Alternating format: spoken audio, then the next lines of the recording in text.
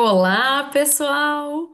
Um bom dia a todos, sejam todos muito bem-vindos ao nosso workshop de modelagem de negócios do Inova Jovem 2025. É a nossa segunda capacitação do Inova Jovem 2025 e este evento ele conta com interpretação simultânea em Libras, ou seja, todos os eventos ao vivo do Inova Jovem eles terão o recurso de interpretação em Libras. O Inova Jovem é uma competição nacional de empreendedorismo para estudantes do ensino médio, ou seja, vocês que estão aqui com a gente nesse sábado de manhã. E o Inova Jovem é organizado pela Agência de Inovação da Unicamp. Mas não fazemos isso sozinhos. Temos neste ano o patrocínio da FM2S, da Neger Telecom e da Agência Sabiá, que também estão oferecendo prêmios para finalistas e vencedores dessa edição. Também contamos com o apoio do Vestibular Unicamp 2026 e do Instituto Fomenta. Então, quero deixar aqui o meu muito obrigado em nome da Inova Unicamp aos nossos parceiros. Este workshop ele está sendo gravado, tá bom, pessoal? A gente vai colocar o link de gravação no nosso YouTube e mandar para todos vocês, para que vocês possam consultar ao longo da atividade que vocês vão ter que trabalhar. Também convido vocês a seguirem as nossas redes sociais, o nosso YouTube, o nosso Instagram, o Facebook, o X, o TikTok e o LinkedIn. Postem lá, compartilhem hoje lá no Instagram de vocês, no TikTok, qual a rede social que vocês mais utilizam e marquem a Inova Unicamp. Vamos para as nossas regras de boas práticas de como a gente vai se comunicar no evento de hoje. Então, a gente está em formato webinar e, para isso, a gente pede que vocês utilizem o chat para conversar, depois contar aí de onde vocês são, quais equipes ainda continuam na competição, porque vocês estão avançando fases, né? Então, parabéns a todo mundo que avançou para esta segunda etapa. E quando vocês tiverem alguma pergunta, eu peço que vocês coloquem no Questions and Answers, para que a gente consiga organizar e não perder nenhuma pergunta de vocês, tá bom? E no chat, não esqueça de mudar para to everyone, porque senão vocês acabam mandando só para a gente aqui que está como palestrante. Então, ajuste a setinha, conversem no chat e mandem perguntas no Questions and Answers. E não tenham medo de fazer as perguntas, tirem todas as dúvidas de vocês. Na programação de hoje, eu sou a Caroline Rocha, sou analista de comunicação da Inova Unicamp. Vou fazer a abertura e vou estar aqui com vocês. E o Murilo Marques dos Santos, que ele é sócio fundador da FM2S, ele vai falar sobre a modelagem de negócios. Bom, vocês já passaram pelo workshop de negócios de impacto socioambiental, que aconteceu no último sábado, e agora vocês estão no workshop de modelagem de negócios. Atenção que na quarta-feira vocês vão ter outra atividade, que é um treinamento de mentorias, tá? A gente vai ensinar vocês como que vocês vão solicitar as mentorias com os especialistas do mercado, tá bom? Boas práticas, como que vocês vão manusear a plataforma de mentorias para que vocês consigam realizar essas mentorias e no dia 22 de outubro entreguem a atividade de vocês, que vai ser avaliativa e vai definir quem serão os 6 finalistas. Depois vocês terão um treinamento de pitch, um individual e geral, para que vocês consigam se preparar para a grande final no dia 18 de novembro. Bom, o treinamento de mentorias ele já está com inscrições abertas, então apontem aí a câmera do celular para o QR Code para vocês já se inscreverem, mas fiquem calmos que a gente manda tudo por e-mail. Lembrando que a comunicação do programa é feita toda por e-mail, então vocês precisam ficar atento ao e-mail de vocês, tá bom? No treinamento de mentorias, é obrigatória a participação de pelo menos uma pessoa. É importante ser o líder. Por quê? Porque o líder vai ser adicionado à plataforma. É o líder que vai ser incluído na plataforma, que vai mexer no ambiente da plataforma para solicitar as mentorias para que vocês possam fazer em equipes. Se o líder não puder, aí tudo bem, e outra pessoa da equipe para essa outra pessoa depois instruir o líder, tá bom? Mas é muito importante que ao menos uma pessoa participe. As entregas, vou lembrar vocês sobre as entregas, porque a gente já falou no último workshop. Vocês entregam o Canva e o modelo de negócios. Agora, os líderes já estão com esses materiais. A gente mandou ontem no e-mail de todos os líderes das equipes que continuam no programa o Canvanizer e o modelo de negócio detalhado. Líderes, por favor, compartilhem com a equipe de vocês, para que vocês possam construir essa atividade em conjunto. Hoje o Murilo ele vai mostrar para vocês como que vocês devem preencher cada campo do modelo de negócio, como que vocês vão passar a ideia de vocês para um negócio. Então já abram essas atividades, já abram esses documentos para que vocês já consigam ir preenchendo, já consigam ir anotando algumas coisas, para depois ser mais fácil de vocês construir o trabalho de vocês, tá bom? Só um adendo que a gente vai estar mandando por e-mail também. O e-mail do líder é importante, é necessário que seja domínio Gmail, porque senão o líder não vai conseguir ser incluído no Google Classroom, que é o ambiente que ele vai fazer a entrega da equipe, porque o líder que é o responsável por receber os documentos e por entregar os documentos. Então, os líderes vão ser incluídos no Google Classroom e devem fazer ali naquele ambiente a entrega, mas é importante que ele tenha um domínio Gmail. Quem não tem domínio Gmail, por favor, escreva para o e-mail do Inova Jovem, que eu vou pedir para o Roberto colocar no chat para vocês, tá bom? Aqui a carinha dos dois documentos que vocês vão entregar. O Murilo vai trabalhar um pouquinho mais durante a palestra deles, durante o workshop dele. E avisos importantes: certificado de participação. Pessoal, quem preencheu e já solicitou o certificado de participação para o workshop de negócios de impacto socioambiental, fica tranquilo que a gente vai enviar, tá bom? O workshop, o certificado, ele não é emitido instantaneamente, ele passa por um processo de confecção. Então a gente verifica se todo mundo que solicitou estava presente no evento, a gente faz a solicitação dos certificados, a gente tem que assinar esses certificados para depois emitir, tá bom? Então demora um tempinho para emissão, mas quem solicitou e estava presente no workshop da semana passada vai receber. E desta semana, novamente, quem está aqui, quem deseja receber, faça a solicitação até terça-feira, que depois também vamos fazer a emissão, tá certo? Então eu quero desejar uma boa sorte a todos, que vocês tenham um ótimo workshop. E coloquem no chat de quais equipes vocês estão e como está o humor de vocês, a ansiedade de vocês para o Inova Jovem 2025. E vinte e cinco. E convido aqui agora o Murilo Marx, que vai falar mais para vocês sobre a ferramenta Business Model Canvas. Murilo, seja bem-vindo. Muito obrigado por estar aqui com a gente. Obrigado, gente. Bom dia aí para todo mundo. Um monte de gente, mais de 130 pessoas aí, todo mundo animado no sabadão aí para a gente discutir modelo de negócio. É muito legal ver isso daí acontecendo. Eu vou compartilhar aqui a minha apresentação, tá? Rapidinho, vamos ver se todo mundo enxerga. Ok, às vezes a gente bate um pouco cabeça aqui com o Zoom e com tudo mais. Então, deixa eu começar me apresentando, tá, pessoal? Eu sou um dos fundadores da FM2S, que é uma empresa, hoje a gente trabalha basicamente com consultoria, né? E educação corporativa e também educação de maneira geral, né? Então, a gente tem curso de pós-graduação, tem vários cursos livres, é uma coisa muito legal. Eu convido vocês depois para conhecer também o site, né? E eu gosto muito dessa trajetória da FM2S porque ela tem tudo a ver com o assunto que a gente vai falar hoje, né? De criar um negócio, de construir um negócio, de empreendedorismo, que é o Business Model Canvas, né? Eu também tive meu primeiro contato com o Canvas quando eu estava participando em 2012 do Desafio Unicamp, né? Que é muito parecido com o Inova Jovem, né? A gente tem que pegar, no Desafio Unicamp, a gente pega uma tecnologia que é da Unicamp, que está patenteado, e a gente sai para vender isso daí no mercado, né? Estruturar um negócio que vai ser para valer. E a gente usa o Canvas também, é uma ferramenta maravilhosa, né?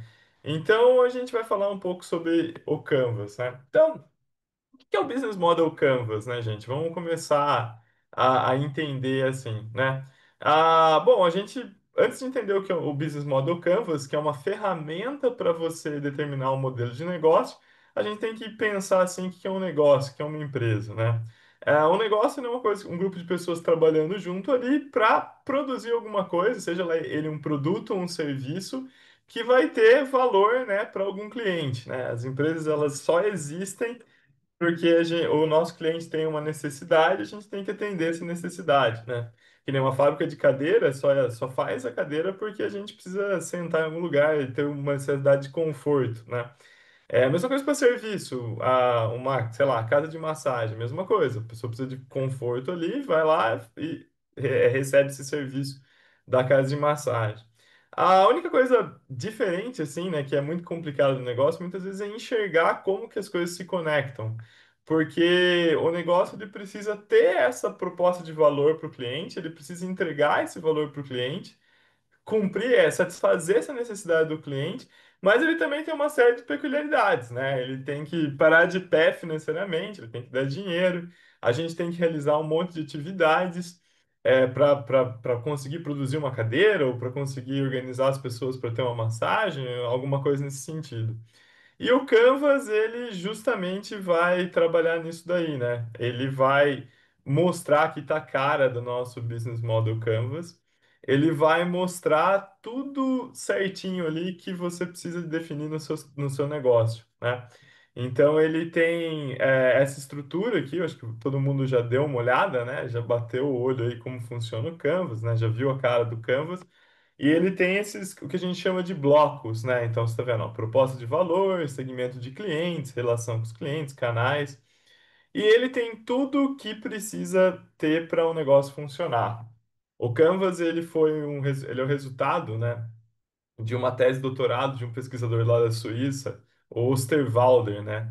O Osterwalder, aqui tá a cara do Osterwalder. Ele fez um trabalho muito legal porque ele estudou vários e vários e vários maneiras, né, que tanto as empresas como a academia, as universidades, né, falavam o que precisa ter no negócio e ele sintetizou isso daqui no Business Model Canvas, né? Então, isso daqui é tudo que o negócio precisa, tudo que você precisa saber sobre o seu negócio para dizer que você tem um negócio, né? E quais são esses blocos aqui, então, né, gente? Bom, vocês veem que tem esse bloco central, né, que a gente chama de proposta de valor. Antes de eu falar da proposta de valor, eu acho que é legal a gente falar da divisão do Canvas. O Canvas ele é estruturado em três grandes partes, tá? Ele tem essa parte aqui, ó, que a gente está vendo, proposta de valor, relação com o cliente, canal e segmento de mercado que é a empresa da porta para fora, sabe? A gente tem que definir, ó, quem que são os nossos clientes, né? Segmento de mercado, aqui, ó, clientes. Como que a gente vai se relacionar com ele? Como que a gente vai entregar nosso produto? E a proposta de valor é qual é o produto que a gente quer, né? O que que a gente está de fato entregando para aquele cliente. O legal da proposta de valor é que ela não é bem só o produto mas é o produto já com a sua estratégia de empresa, né? Porque a gente sabe que empresas diferentes que fazem o mesmo produto, às vezes elas têm estratégias diferentes e pegam segmentos de mercado diferentes. Por exemplo, um carro. A gente tem 1 milhão de tipos de carro hoje no mundo, né? Tem um monte de tipo de carro. Por exemplo, você pode desde comprar lá um carro popular, um Mobi da vida, assim, da Fiat, até comprar uma Ferrari. Obviamente que a proposta de valor do Mobi é diferente da proposta de valor da Ferrari. E as pessoas que compram o Mobi são diferentes das pessoas que compram a Ferrari, né? Quando eu tenho uma Ferrari, eu tenho uma proposta de valor de dar status para aquela pessoa, né? De, pô, é um carro que ninguém tem, um negócio super caro. Se você chega de Ferrari no lugar, o pessoal vai te ver com outros olhos. Já o Mobi da Fiat é um carro popular, então a proposta dele é levar você de um lugar para o outro melhor do que o ônibus, né? Então, quando define o seu negócio, você define essa proposta de valor, não só definindo o seu produto, mas o que que o seu produto resolve daquele seu público-alvo, né? Isso daqui é o que a gente chama da parte para fora do Canvas. Ele tem aqui na parte esquerda, né, direita da parte da porta para fora, e na esquerda é da porta para dentro, que a gente vê lá, ó, parceria chaves, atividade chaves e recursos chaves, né? Recurso-chave. Isso daqui é o que eu preciso fazer internamente para conseguir entregar a proposta de valor do jeito que a gente está pensando para o cliente, né? E também é diferente, dependendo da empresa. Por exemplo, se a gente for pensar na Ferrari, A Ferrari, ela tem uma atividade-chave que é pensar no design. É diferente da atividade-chave do MOB, que é ter um processo que pensa em custo, né? Que eu vou ter que produzir um carro barato. A Ferrari ela não precisa ser barata, mas ela precisa ser, cara, um carro de status, um carro bonito. Precisa também ter toda a parte de propaganda e de ícone, tralá, que ele vai colocar. Então aqui a gente vê, né, quem são os nossos fornecedores, o que que a gente tem que fazer, né, as atividades chaves e o que que a gente tem que ter dentro de casa os nossos insumos, né, os nossos recursos-chave, para entregar aquela proposta de valor para aquele cliente. E a parte de baixo é a parte da matemática financeira da coisa, né? Aqui a gente fala como que a gente tem que ganhar dinheiro e aqui a gente fala onde que a gente vai gastar o dinheiro que a gente ganha. Então o Canvas ele é maravilhoso por causa disso. Ele mostra muito bem a empresa de uma maneira mais simples, né? Uma maneira mais direta. E o legal é que se você preenche tudo isso daqui, seu negócio vai, você tem tudo que precisa para você entender como teoricamente ele vai parar de pé, tá? Teoricamente, porque todo negócio que a gente coloca no Canvas, no papel aceita tudo.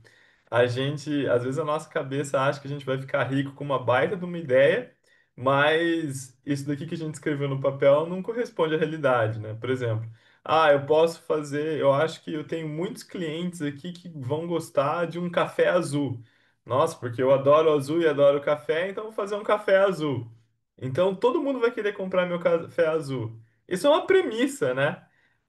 Eu gosto de azul e gosto de café, mas será que o mundo está preparado para o café azul? Então a gente tem que validar isso daqui, a gente tem que fazer testes, a gente tem que conhecer mais a fundo o nosso cliente, a gente tem que conhecer todas essas coisas para a gente de fato saber que o meu negócio vai parar de pé, né? Não é só porque eu escrevi tudo bonitinho, o que é o meu café, o que ele entrega, como que eu vou me relacionar, como que eu vou entregar para os clientes, o que que eu preciso ter para produzir aquele café azul. Não é por isso, porque eu preenchi o Canvas, que os meus clientes vão de fato querer esse café azul. Tá bom, gente?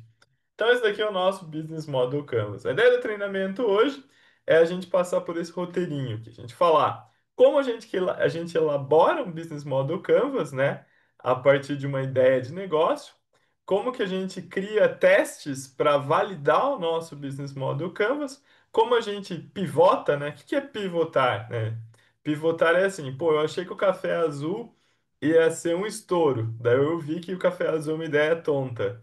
Como é que eu posso mudar essa minha ideia inicial para fazer alguma coisa que de fato vai ser um bom negócio? Às vezes um café azul não é bom, mas a ideia de um café colorido, de você poder escolher a cor do seu café, não é uma ideia tão ruim assim, né?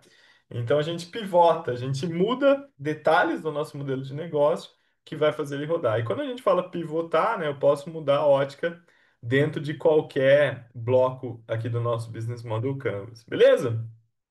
E a gente vai também falar um pouco sobre empreendedorismo de maneira geral, né? A gente sabe que tem algumas coisas que são sempre boas ideias e tem outras coisas que são sempre más ideias. Então a gente vai usar bastante o Business Model Canvas para falar sobre isso, né? E é muito legal o Canvas porque ele também põe a sua criatividade à prova aí, beleza, gente? E a gente vai sempre usar essa filosofia aqui, né? Design, teste e pivotar, né? Que é uma coisa bem famosa aí nas escolas de empreendedorismo americano, né? Monta aquilo que você gostaria de ter, né? O seu canvas, ideia original, coloca isso daqui para teste, vai para o mercado, conversa com os clientes, faz protótipos, né? A gente pode até colocar alguns protótipos já para vender e depois pivota com os aprendizados do teste, você muda detalhes, tá? É o que é de mais moderno aí dentro da nossa coisa. Beleza? E antes de a gente começar a falar dos blocos do Canvas, eu deixo aqui a mensagem do Richard Feynman, né? O Feynman é um cara, pô, genial aí, ele ganhou o prêmio Nobel, é um físico, né? Ele trabalhou no projeto da bomba atômica, um cara que... Eu gosto muito do Feynman porque eu gosto muito de física, né? Sou engenheiro de formação e o Feynman tem os melhores livros aí de ensino de física que eu já vi na vida, né? E ele também, quando ele vai falando de física, ele também fala de filosofia da vida. E tem uma frase que eu gosto muito que é essa dele, né? Não se engane, né? Cuidado, você é a melhor pessoa no mundo para enganar você mesmo. Isso vale muito pro Canvas, tá, gente? quando a gente vai entrar nesse negócio de empreendedorismo, ter uma boa ideia é só o primeiro passo. E muitas vezes a sua boa ideia é só você se enganando, né? Você fala assim, nossa, como eu sou genial, eu vou ficar milionário com essa ideia. E na vida real não é bem assim, né? A hora que a gente vai colocar isso daí para valer, a natureza, o mundo, as pessoas, os clientes ensinam pra gente que o que a gente está pensando inicialmente não é nada bom. E o segredo do sucesso, pelo menos no empreendedorismo, é você olhar para isso e falar, cara, beleza, vamos aprender. O que eu penso inicialmente é só o primeiro passo, né? A gente aprender com o que a gente está errando aí e ser desapegado da ideia original é o que vai fazer você chegar no que realmente o mercado quer e é o mercado que dita o seu sucesso, pelo menos no empreendedorismo. Ok, gente, então vamos lá para os nossos canvas, né? E também, né? Se quiser abrir um negócio, lembra, né, que essa daqui é a sensação, né? Que nem o cara que subiu lá na estratosfera para pular de paraquedas, né? Dá um friozinho na barriga, mas a gente tem que se jogar, né? Tem que estar tudo pronto, né? Lógico, com paraquedas, não vai se jogar sem o paraquedas e se jogar, né? E entrar. Bom, vamos lá para o nosso Canvas, né? Então, o Canvas, né? É legal falar sobre essa palavra, né? Canvas. O que é Canvas? Canvas é uma palavra do inglês que é muito utilizado em pintura, né? Nas artes plásticas. É o quadro em branco, né? Quando eu falo que é um canvas, é o quadro em branco que fica lá no cavalete pro pintor realizar a pintura dele, né? Então, isso é um canvas. Quando a gente fala de Business Model Canvas, é o canvas, o quadro em branco para você pintar o seu modelo de negócio, né? Business Model é modelo de negócio. Então, ele é o quadro onde você vai pintar ali, estruturar o seu negócio, como eu já dei em coisa. Então, ele descreve visualmente o funcionamento do negócio, como a gente viu, né? Ele foca na exposição das ideias, então ele é muito útil para você mostrar o que você está pensando, alinhar entre as pessoas da sua equipe e também, a partir dali, pensar em validação e ver se tem alguma falha, né? Como eu disse, ele tem os 9 blocos fundamentais e ele permite esboçar rapidamente várias ideias, tá? Olhando um pouquinho mais para ele, né? Geralmente tem uma ordem que a gente pinta esse canvas aí, né? Que a gente coloca as informações.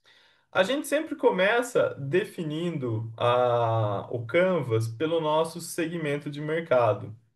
Ou seja, para minha ideia, quem que são os meus clientes, né? Quem que eu devo procurar ali, né, no mercado? Quem que vai comprar aquela minha solução? Depois que eu defino os meus segmentos de clientes, segmento de mercado, eu defino a proposta de valor, né? Então, o que que a gente vai ofertar para esse cliente, né? Que necessidade desse cliente a gente vai satisfazer, né? Qual é o produto ou serviço que eu vou entregar para esse cliente, né? Então, por exemplo, eu vou pegar a FM2S como exemplo. A gente fornece treinamentos, né? Treinamentos online e muito focado naquela pessoa que já trabalha numa empresa e quer ali ser promovido, né? Então, quem que é o nosso segmento de mercado? Pô, são os analistas que trabalham em médias e grandes empresas. Qual que é a proposta de valor?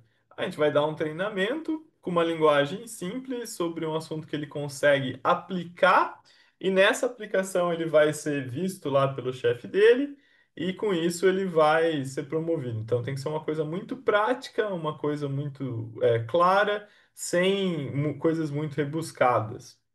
Geralmente, o segredo da gente definir a nossa proposta de valor, a gente vai falar mais sobre isso, um pouquinho mais sobre isso daqui a pouco, é a gente entender o que que esse cliente tem de alternativas, né, para nossa proposta de valor. Porque, lógico, curso, né, gente, já existe no mercado aí, né? Existem vários cursos no mercado. O que que esses cursos não têm que o meu cliente gostaria, né? Porque ele sempre vai dosar, né? Pô, eu tenho várias opções aqui. Por que que eu vou escolher um curso da FM2S e não vou escolher um curso, sei lá, da FGV ou de algum outro concorrente, né? Então a gente tem que entender o que que a gente tem de diferente. No nosso caso, a gente foca muito em ser um conteúdo que é muito aplicado e ter uma linguagem que não é rebuscada, né? Então, tem vários professores que colocam, querem falar difícil porque para parecer que ele é bom e tudo mais. A gente não, pô, vamos tentar usar a linguagem o mais simples possível para aproximar essas pessoas. Então, aqui você pensa em diferenciação, né? O que diferencia o seu produto de outras empresas que estão tentando atender a mesma necessidade daquele cliente, né? E eu só consigo, obviamente, saber qual é a proposta de valor a hora que eu sei o cliente. Quanto melhor eu conheço o meu cliente, quanto melhor eu sei o que ele quer, sei das frustrações dele, sei o que ele gostaria de ter do mercado que o mercado não entrega, melhor eu consigo tangibilizar essa minha proposta de valor aqui. Tudo bem, gente? E a proposta de valor também não é sobre o que tem no seu produto, mas é o que essas coisas que existem no seu produto, esses a gente chama de feature, né? Essas funcionalidades elas agregam para o cliente. O que essas funcionalidades resolvem no fim do dia para o cliente. Beleza? Uma vez que eu defini o meu cliente e a minha proposta de valor, eu tenho que definir qual que é o canal que a gente vai chegar no cliente, né? E qual que é o tom do relacionamento que a gente quer com o nosso cliente. Canais, eles são como que a gente vai fisicamente chegar no nosso cliente, né? Sabendo que o cliente tem toda uma jornada de consumo daquele nosso produto. Desde ele conhecer o nosso produto, ele avaliar o nosso produto, se ele quer ou não comprar aquilo, ele de fato comprar e receber aquele produto ou serviço, e depois também o pós-venda. Um exemplo de canal muito interessante é uma loja física, na é verdade. Supomos que eu queira vender um produto através. O carro, né? Vende com loja. Então, pô, o carro ele tem uma parte que é a concessionária. Então, você vai lá, você avalia o carro e você até realiza a compra ali naquela loja física, né? Outro exemplo de canal pode ser um site, é o caso da FM2S. Então, a gente faz tudo online. A gente tem uma plataforma, a gente tem um site, então ele vai conhecer a gente pelo site, ele vai comprar pelo site e ele vai realizar o curso através da nossa plataforma de ensino à distância. Então, ele está tudo aqui, ó. Como que ele conhece, ele avalia e ele compra o seu produto. Obviamente que o canal, ele depende muito da proposta de valor e do segmento de mercado também, tá, gente? E diferentes canais têm diferentes vantagens e desvantagens, né? Tem coisas que eu só consigo fazer com uma loja física. Tem coisa que eu consigo fazer com e-commerce. Obviamente que o e-commerce, ele é muito mais escalável, assim, do que você ter uma rede de lojas físicas. Mas tem prós e contras, né?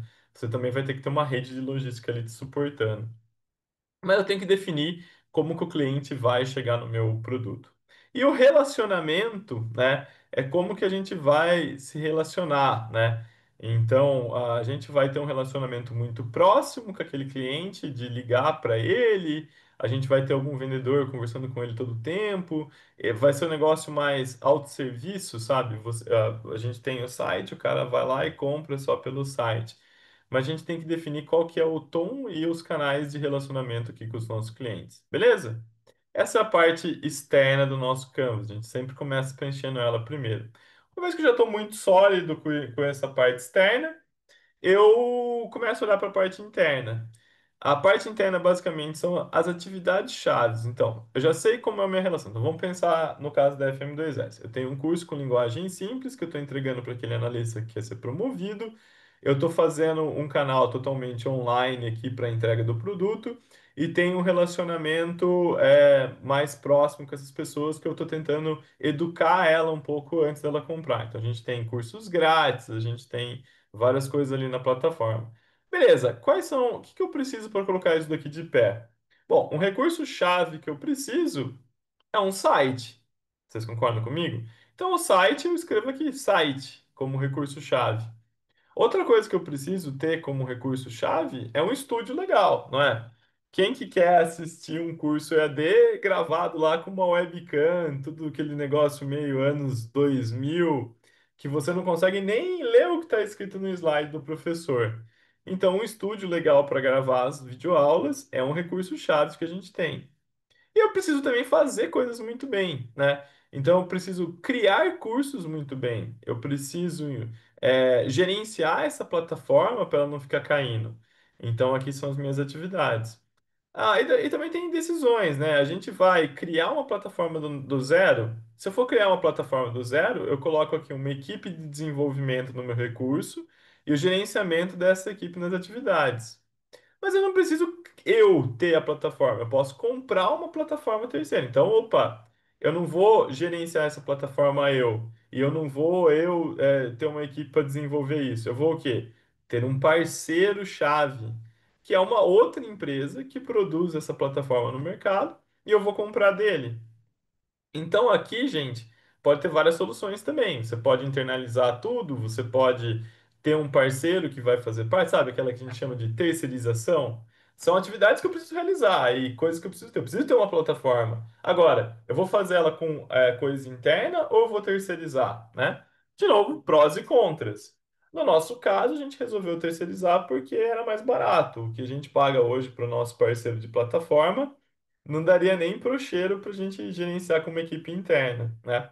E além disso, o tempo que eu iria passar desenvolvendo sem ter nada para entregar aqui para o meu cliente, eu comprando lá do meu parceiro, eu tenho já a plataforma rodando muito rápido aqui e o negócio funciona, certo? Então eu preencho aqui essas minhas atividades internas. Daí eu preencho a parte de baixo, né, que é a última coisa que a gente preenche no Canvas. Qual que é a minha fonte de renda? Como é que eu vou ganhar disso daqui? Daí aqui a gente também coloca mais ou menos o modelo. Existem vários modelos de você pegar o dinheiro do seu cliente, né? Capturar o valor, né? A gente chama de capturar o valor, como que a gente cobra, como é que a gente ganha esse dinheiro. Eu posso vender o curso, então, olha, paga R$ 200, você vai ter acesso vitalício ao nosso curso. Você vai ficar lá e você vai ter ele para sempre na plataforma. É uma maneira. Eu também posso vender um serviço de assinatura, né? Então, olha, paga uma assinatura de cento e poucos reais por mês, que você vai ter acesso a todos os cursos que a gente tem aqui durante esse período que você está pagando. Então, eu posso ter assinatura, eu posso ter venda direta, eu posso ter uma série de coisas aqui, né? Tem vários modelos de receita. E as estruturas de custo, a mesma coisa, né? Então, como é que eu vou pagar aqui? Vou ter um pessoal aqui trabalhando na produção dos cursos, eu vou ter que ter um capital inicial para comprar o estúdio, eu vou ter que ter uma grana para pagar o meu parceiro. E é legal que essas coisas aqui, elas têm que bater, né? E o legal é quando a gente começa a definir essa parte de custo, legal. Eu acho muito legal porque eu sou engenheiro, né? Então, o engenheiro adora fazer conta e ver se a coisa para de pé e tudo mais. Mas o legal é que, por exemplo, eu falo assim, pô, eu vou pagar R$ 10.000 por mês pro meu parceiro de plataforma, eu vou ter que investir tanto para conseguir os meus clientes. Daí eu vejo aqui o custo, vai custar R$ 300.000 por mês isso daqui. Pô, se eu vender a R$ 100 por mês cada assinatura, quantos alunos eu preciso ter? Eu preciso ter um monte. Será que esse monte aqui ele é factível? Então, onde a conta tem que fechar aqui embaixo, tá? Tem que fechar e de preferência, dar um lucrinho aí, né? Se não der um lucrinho, né? Hoje em dia também a empresa tem maneiras de você seguir por um tempo sem ter muito lucro se você está crescendo, né? Mas enfim, eu acho que a empresa tem que dar lucro, então a gente tem que ver aqui, tentar ter um a mais aí. Ok, gente? Então é assim que a gente preenche, né? Então vamos começar a olhar individualmente para esses blocos, né? Que é a grande sacada do nosso Business Model Canvas. Começando aqui pelo nosso segmento de cliente, né? O que que é o segmento de cliente? Então, a gente responde essas perguntas direcionadoras, né? Para quem que a gente cria valor? E quem são os nossos clientes mais importantes, né? Quando a gente fala de segmento de cliente, a gente tem várias maneiras da gente olhar para isso. A gente pode pensar em mercados de massa, que é aquele mercado que todo mundo compra e a gente não vai tanto se diferenciar. Por exemplo, eu estou abrindo uma empresa que vende água. Quem pode comprar água? Todo mundo, né? Todo mundo precisa de água para viver. Então, esse é o mercado de massa. E daí a gente vai tendo outros tipos de mercado, que vão lá, desde plataformas, passando por clientes que têm algum tipo de diversificação, segmentos até nicho, tá? A, a ideia é assim, gente. Quanto maior é o seu mercado, mais gente você vai ter para comprar, só que mais difícil de você se diferenciar. Por quê? Porque mercados de massa, eles acabam indo para custo e geralmente eles estão bem atendidos. Quando você vai para nicho, você já consegue ver coisas muito específicas daquele seu cliente e que você consegue atendê-los melhor, né? A maioria dos nichos, eles não são tão bem atendidos, né? É só você pensar naquela coisa esquisita que você compra e só você compra, né? Muitas vezes a gente tem um monte de problema de encontrar aquilo. Que nem, eu gosto de café, mas eu gosto muito de café colombiano. Você não consegue ir no supermercado e comprar um café colombiano bom, top lá. Não, é um negócio de nicho. Você vai ter que procurar um site e você acaba pagando até mais caro por isso.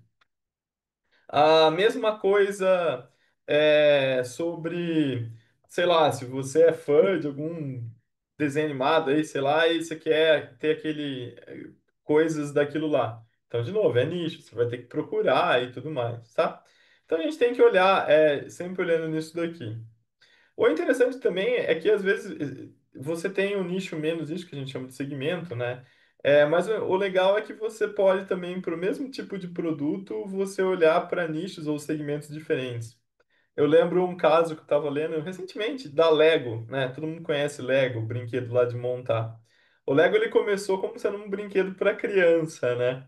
Então o cliente, né? O segmento de cliente principal dele era pais que queriam comprar aquele Lego para o filho, né? E a proposta de valor é ter um brinquedo educativo para criança. E daí eles viram que tinha um outro segmento aqui também que comprava Lego absurdo, que eram aqueles alunos, adultos que gostavam de montar Legos especiais. Então o cara comprava o Lego lá e tentava montar a Torre Eiffel. Daí a própria Lego, estudando isso, né, percebeu que o adulto, que é um outro segmento, né, não o pai que está comprando para o filho aprender, brincar, se entreter. Mas o adulto colecionador, que quer uma coleção, um Lego diferentão, ele gastava até 5 vezes mais do que o pai que estava comprando para o filho. Daí eles falaram, opa, tem um mercado interessante aí.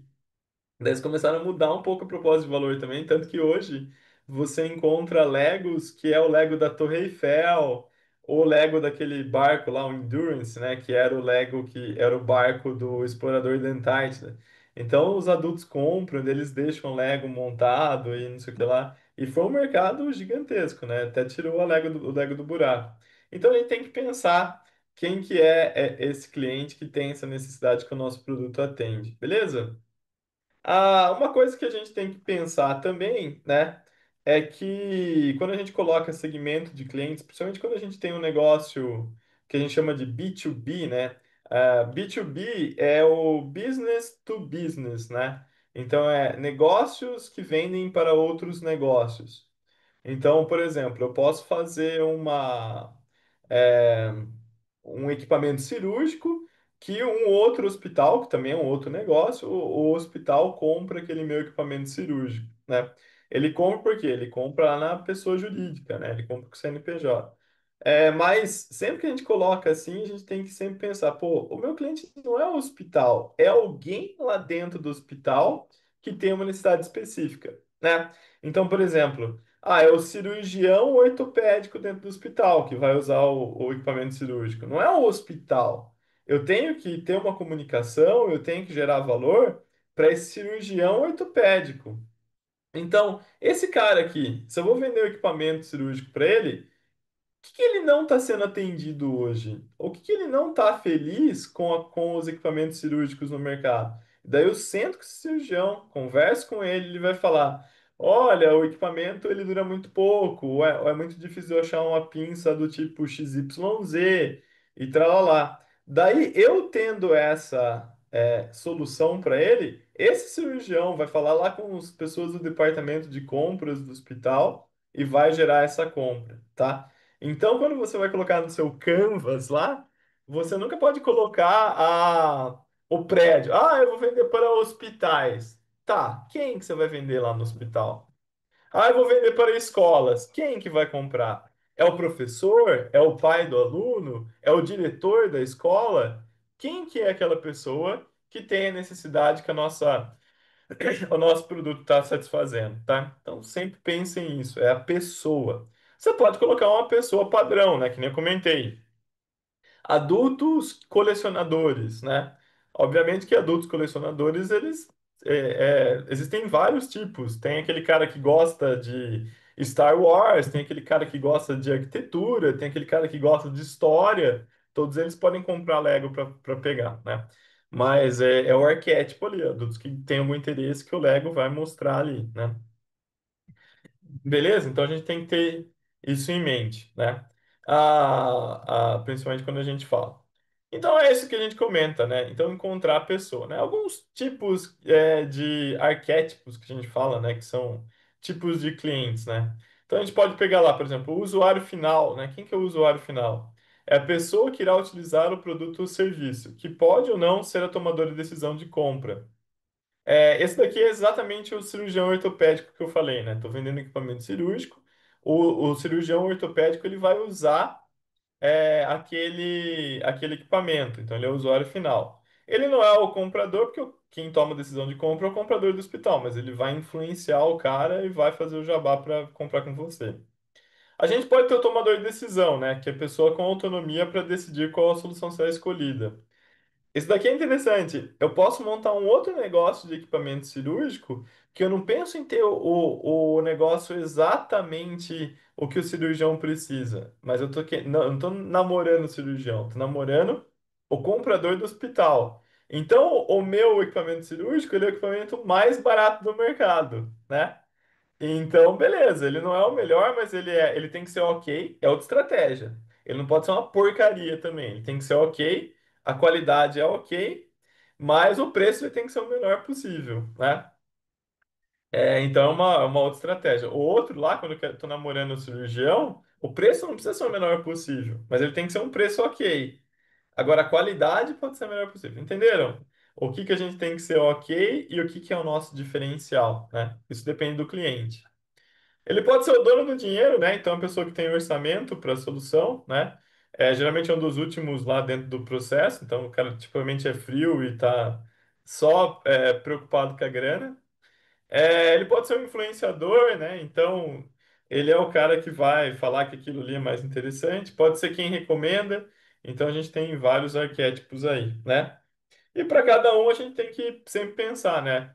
Onde que esse cara está localizado, né? Onde que ele está geograficamente localizado? Qual é o tipo de negócio que ele trabalha? Qual é a atividade?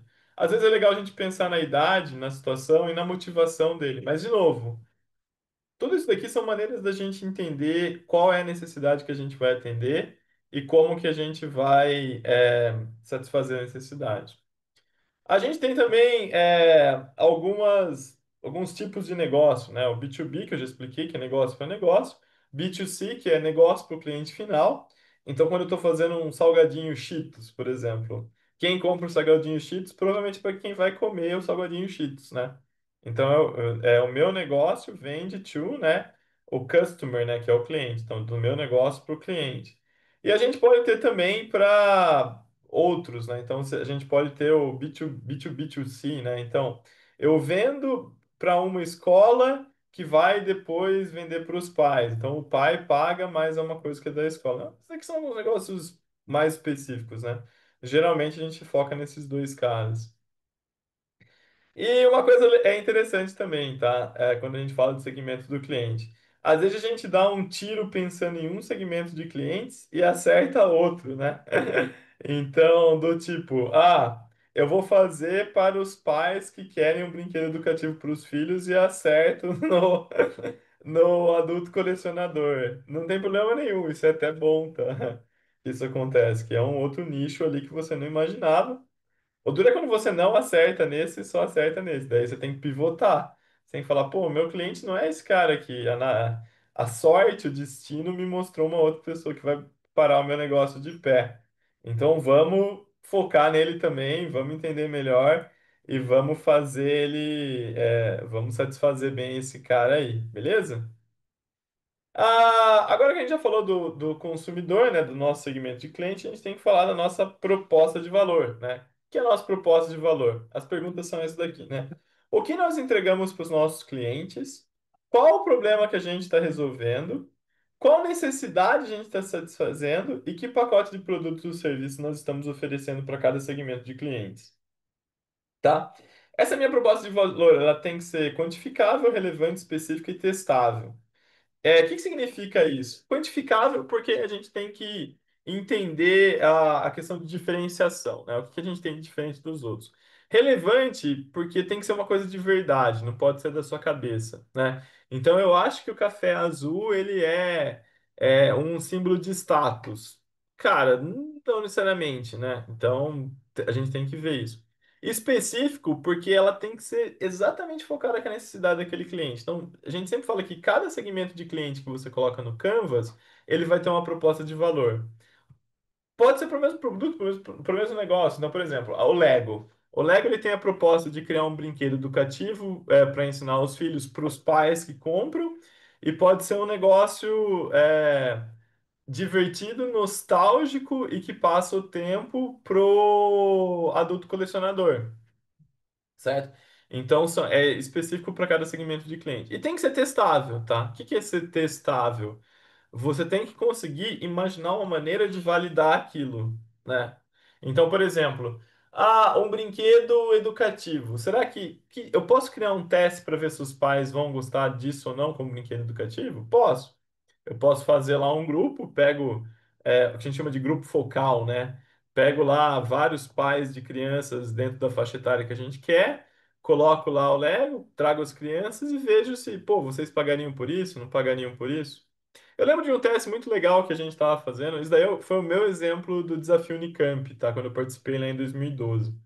A tecnologia da Unicamp que a gente estava usando era a tecnologia que fazia extrato de pitanga, né? Então, era um processo que chamava processo supercrítico. Basicamente, você colocava um gás altamente pressurizado, colocava pitanga lá e ele tirava melhor o extrato da pitanga que depois você ia fazer cosméticos, ia fazer tudo mais, né? Poderia fazer cosmético, poderia fazer aquelas suplemento alimentar, né? Que você tem vitaminas e tal lá que tem na pitanga, você tirava só a vitamina e passava para as pessoas. E o legal era que esse processo ele tinha a fama de ser melhor, né? Porque ele é melhor, ele é mais ecológico, ele extrai mais componentes da pitanga e a gente achava que as empresas que produziam óleo de pitanga, né, iriam se interessar mais por esse processo. Como que a gente testa isso? Pô, vamos falar com o gerente de desenvolvimento de produto de algumas empresas e vamos ver se ele quer o nosso óleo de pitanga, né? Daí a gente foi falar, daí o cara falou, ó, a gente conversou com uma empresa de cremes, por exemplo. Ele falou assim, nossa, que legal, né? A vantagem do seu óleo é que ele tem um cheiro mais natural, ele tem um cheiro mais legal de pitanga ali. Vamos fazer um teste? Vamos produzir um lote de 100 produtos lá disso daí, vamos dar para alguns consumidores testarem junto com o que tem o extrato da outra pitanga, a gente não faz, muda muito a formulação, usa tipo um e tipo 2. O tipo um é o que a gente já tem hoje, e o tipo 2 é esse daí que vocês estão falando que é melhor, mais natural e tudo mais. E vamos sentir o que eles falam do creme, né? E daí a gente vê se essa sua proposta de que nossa, é muito melhor, mais tecnológico, tem um cheiro mais natural e blá blá blá, para de pé, né? Infelizmente, para o nosso caso, não parou de pé, né? Ninguém viu a diferença. Então, tudo bem, é um aprendizado, ok? Mas ele tem que ser testável. Você não adianta você falar que o seu é melhor. Como você prova que o seu é melhor? Tem que ter a validação de alguém, principalmente a validação do seu cliente. Ok? Cuidado com clichês, tá? Podemos reduzir seus custos, temos uma melhor precisão, nós melhoramos a qualidade, nós melhoramos o cuidado com o paciente. Generalismos são difíceis de testar, tá? Então você tem que deixar muito claro cada coisa. Por exemplo, nós melhoramos a qualidade. O que é qualidade? O que é qualidade? Ter um cheiro mais natural. O que é ter um cheiro mais natural, né? É ser mais fiel à fruta. Ou que a qualidade do nosso equipamento cirúrgico é melhor. O que é qualidade? Ele entra melhor, ele limpa mais fácil, ele dá menos contaminação no paciente, ele torna a cirurgia mais rápido. Então tem que ser alguma coisa específica o suficiente para você conseguir testar, tá? Então toma muito cuidado com essas coisas de generalismo, principalmente quanto à qualidade, tá? Mesmo porque qualidade, a gente estuda muito isso, né? Qualidade, ela tem uma definição que é adequação ao uso, adequação à necessidade do cliente. Clientes diferentes têm percepções diferentes de qualidade, né? O Lego para criança, a criança tem um padrão de qualidade do Lego. Tem que ser muito colorido, tem que ter blocos padrão que ele possa usar a criatividade. Isso é como a criança está procurando, né? Que ele vai achar legal o Lego. O adulto colecionador, ele quer ter mais opções, ele quer ter o Lego do Star Wars, o Lego do One Piece, o Lego daquele desenho que ele gosta, enfim, a qualidade muda dependendo do cliente. Então é sempre bom a gente definir e sair fora dessa coisa genérica aí, beleza? A mesma coisa a gente pode ter, que nem alguns negócios que são de plataforma, eles têm propostas diferentes para o usuário grátis e para o usuário pago, né? Por exemplo, o Google, né? O pessoal até brinca, né? Que hoje em dia no mundo, principalmente na internet, se você não é cliente, você é produto, cara. E o Google deixa isso muito claro, né?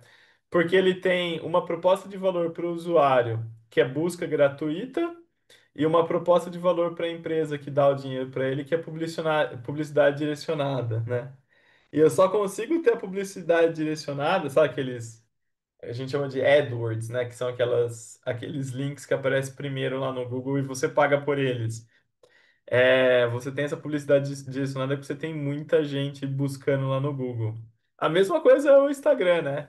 Ele coloca vários vidinhos engraçados para você para enfiar uma porrada de propaganda lá que tem gente pagando para ele mandar essa propaganda para você, né?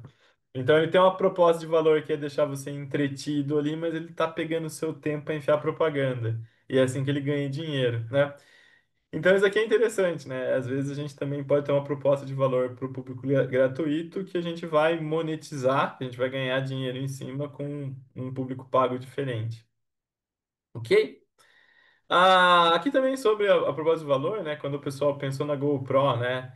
Eles falaram assim: olha que legal, a GoPro é uma câmera que vai mostrar os seus momentos, né? Be a hero. E daí eles descobriram que tinha várias características lá, né? Então, olha, é uma câmera assim, assim, assado, mas o que gera valor mesmo é mostrar, né?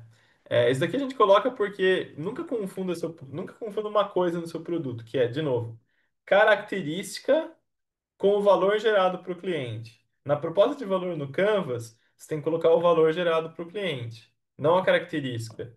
A GoPro tem todas essas características aí. Ela tem 30 frames por minuto, time-lapse, ela tem visão noturna, o caramba aí. Mas a proposta de valor é você ser o herói lá, você mostrar os seus momentos fantásticos com um vídeo da hora pra caramba, tá?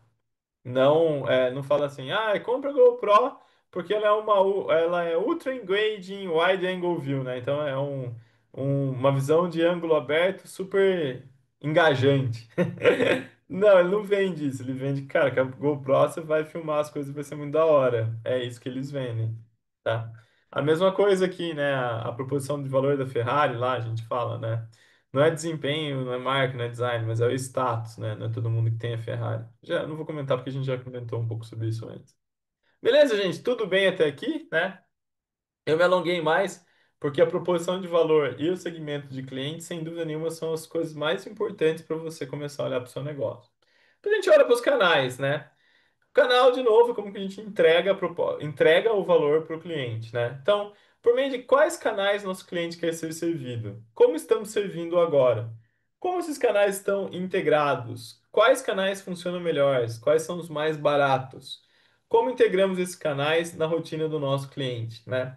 Então, a gente pode ter mais de um canal para uma coisa. Por exemplo, o Lego, você tem tanto a loja da Lego no shopping, quanto você tem o site da Lego que você pode comprar. Quanto também você tem distribuidores. Você pode ir numa loja de brinquedos tipo a ReHap e comprar um Lego lá.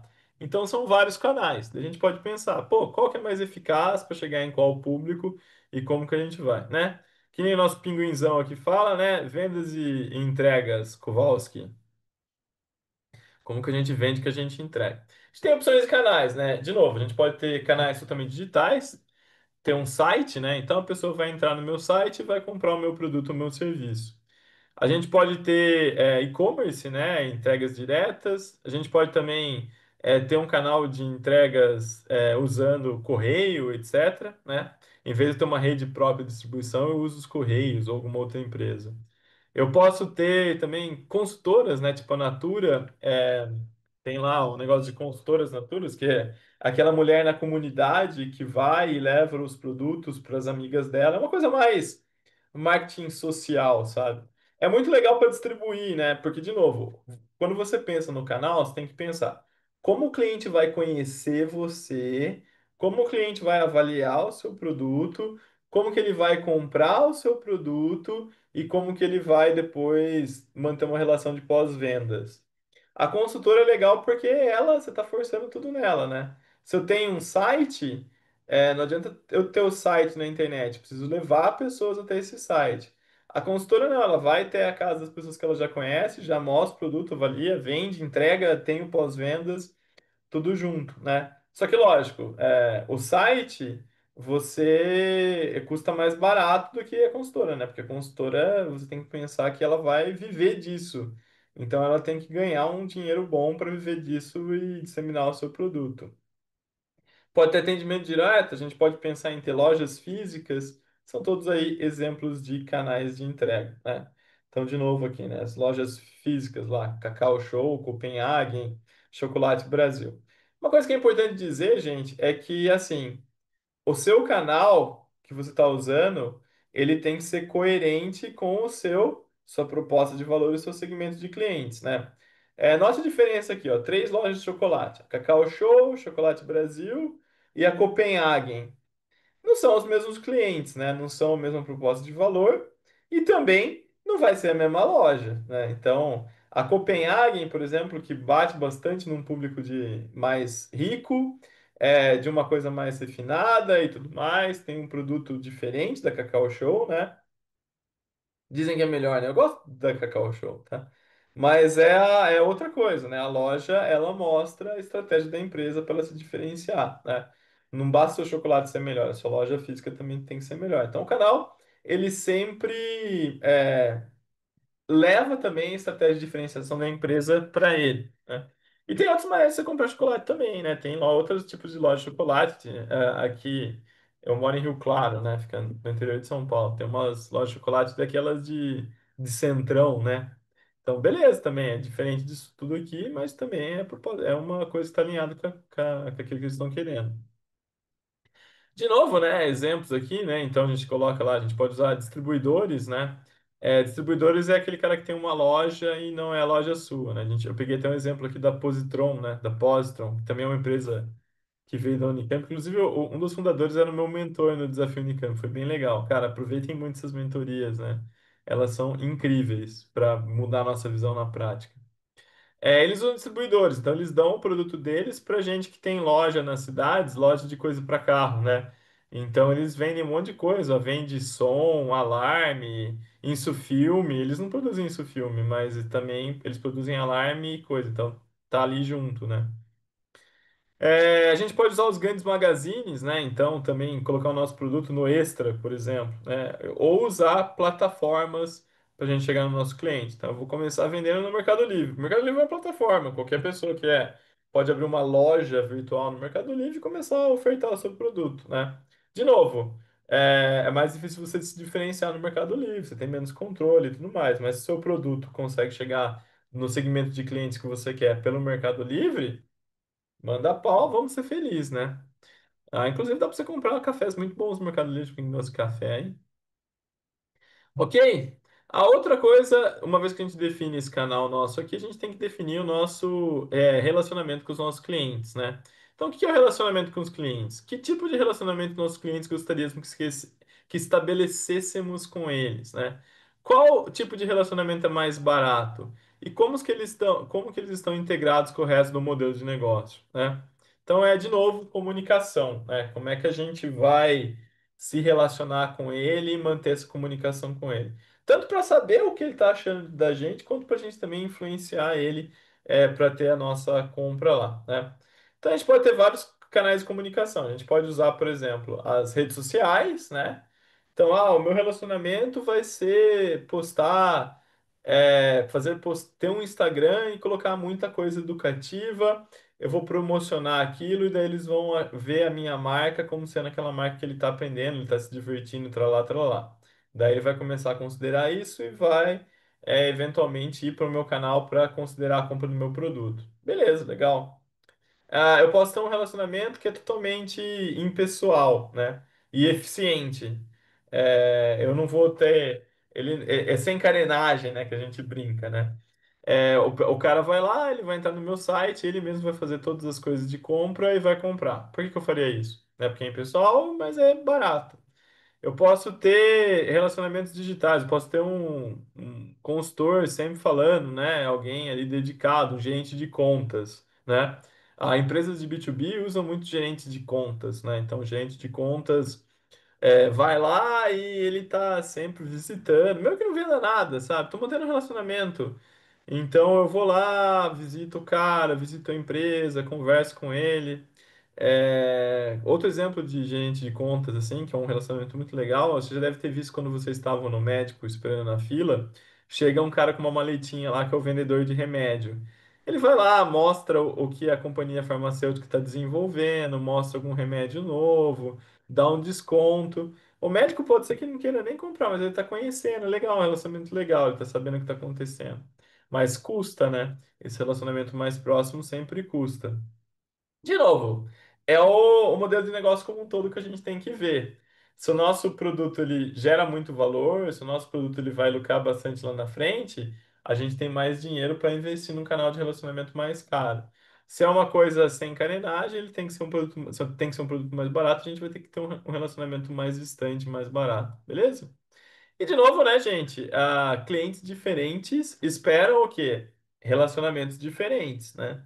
Se eu for vender aqui para essa tia, nossa, aqui, ó, eu vou vender plantas ornamentais para ela. Você tem que ter lá alguém conversando, tem que ter uma loja legal que passa uma energia boa para essa pessoa aqui, para ela curtir e comprar.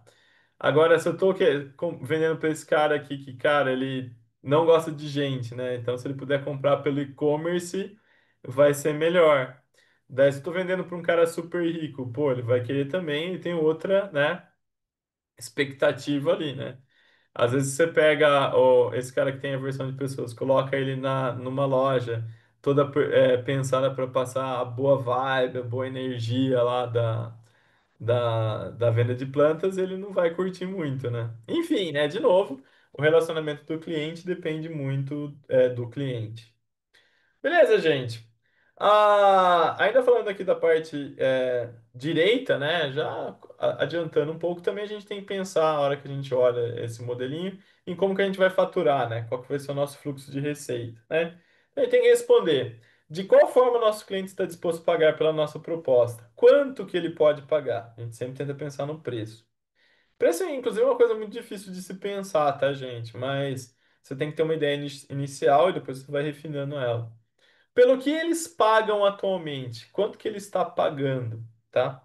Uma coisa muito interessante que eu aprendi no desafio Unicamp, e eu acho que vale a pena deixar aqui essa reflexão, é que o que define o preço do produto não é o custo do produto. O que define o preço do produto é o mercado, é a concorrência. É a alternativa que a pessoa tem para satisfazer a necessidade dela. Não é o custo. Às vezes você pode ter um produto que tem um custo de produto extremamente baixo e não é por isso que você vai vender ele extremamente barato. Então são aquelas coisas que você tem um gap enorme. Por exemplo, o meu sogro trabalha numa fábrica de machado. Sim, existem fábricas de machado, tá, gente? Inclusive, a fábrica de machado é obrigatório em prédios grandes por causa da legislação de incêndio. Você tem que ter um machado que estiver pegando fogo, você sai dando machadada e abrindo porta lá de madeira na fúria. Enfim, fábrica de machado. Quantas fábricas de machado vocês conhecem? Tem pouquíssimas fábricas de machado. E as pessoas têm a necessidade de comprar machado. Então, o preço do machado, por ser um recurso raro, ele é muito, mas muitas vezes maior do que o custo para você fazer um machado. É um negócio extremamente lucrativo. Por quê? que ninguém olha para porcaria do mercado de Machado. Essa é a verdade, né? As fábricas estão consolidadas, elas já estão há muito tempo lá fazendo Machado, tudo certinho. Só que o Machado está com valor alto comparado ao seu custo. É o mercado que determina. Como tem pouca gente fazendo Machado, lei da oferta e da procura, o preço do Machado sobe. Um outro exemplo clássico disso são os diamantes, né? Tem até o caso lá da De Beers, que foi a loja que colocou o diamante como sendo um negócio caro. O custo de você extrair um diamante é baixo. Diamantes não são tão raros assim, tá, gente? Agora, como virou um artigo de luxo, uma coisa assim, de novo, o custo que você tem para produzir um diamante, ir lá na mina de diamante, que existem várias, pegar o diamante, selecionar o diamante, cortar o diamante, é muito inferior ao preço que é pagado por quilo lá do diamante, tá? Então, o que dá o preço é o mercado. Inclusive, até mercados que estão ali inchados no preço são mercados interessantes para você ter inovações, né? Inclusive inovações disruptivas. O carro foi um exemplo disso, né? O carro sempre foi muito caro antes de existir a linha de montagem, né? Antes da década de 1930. Era um preço exorbitante. Daí o Henry Ford encontrou um jeito muito barato de produzir carro. Daí o carro que custava lá, tipo, uma fortuna, US$ 5.000 na época, ele começou a produzir por US$ 300. Daí um monte de gente que queria carro e não tinha acesso a carro, começou a ter acesso a carro e ele faturou bastante porque ele popularizou o carro, fazendo ele mais barato. Enfim, tá? Só para a gente falar, né? E também a gente tem que pensar em como cada fonte de receita contribui para a receita total, tá? A fontes de receita, a gente pode ter a venda direta do produto ou do serviço, né? Então, vendo uma Mercedes. Eu posso ter modelos de assinatura, né? Começa com revistas, mas hoje a gente tem um monte de modelo de assinatura, tipo Spotify, o YouTube Premium, né? Cursos, a gente bate bastante na assinatura. Eu posso ter também marketing multinível, né? Que a gente coloca. Então, o vendedor tem uma receita, uma franquia, né? A gente vai ganhar porque as pessoas que querem abrir negócio estão, então tem várias coisas. Até peças de reposição, né? Nespresso. Você compra a cafeteira e depois você tem que comprar a reposição do café. São coisas interessantes aí de fluxo de receitas.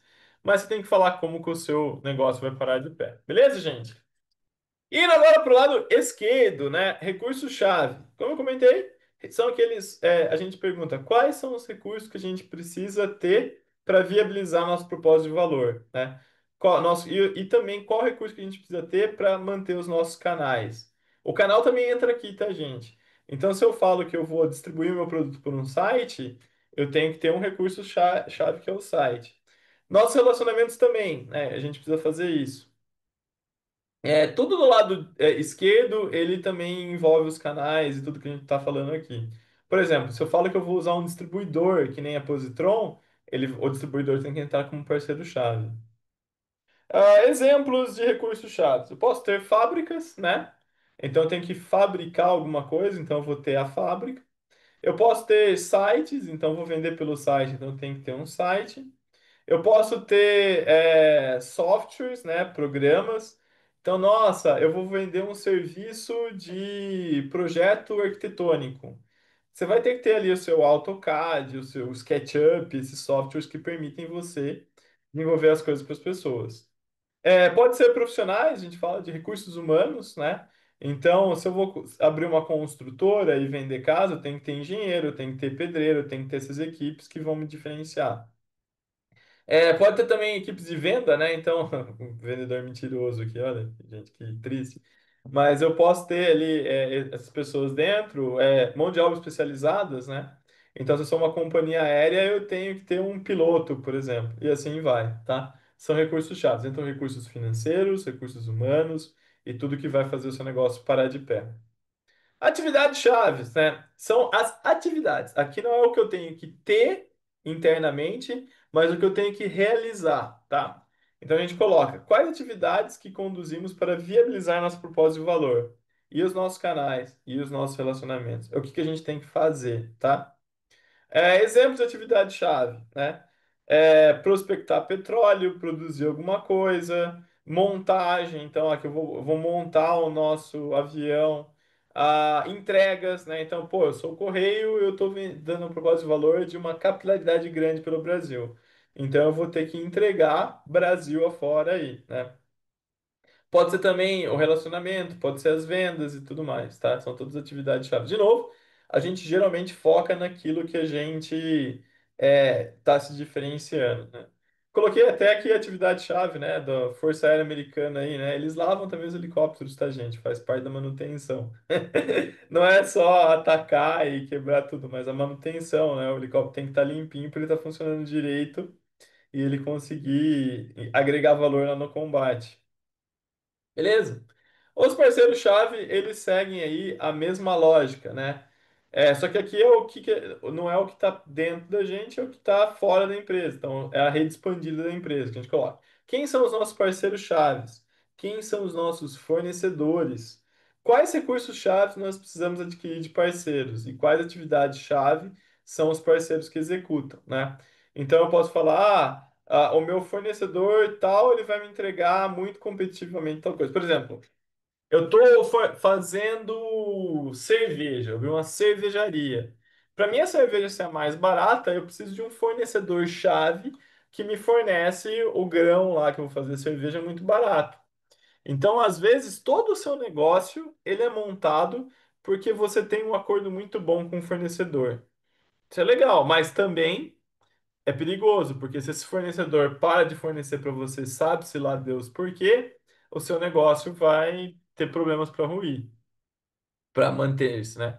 Pode ser também parceiro-chave de desenvolvimento de produtos, pode ser parceiro-chave que vão fazer o atendimento para a gente.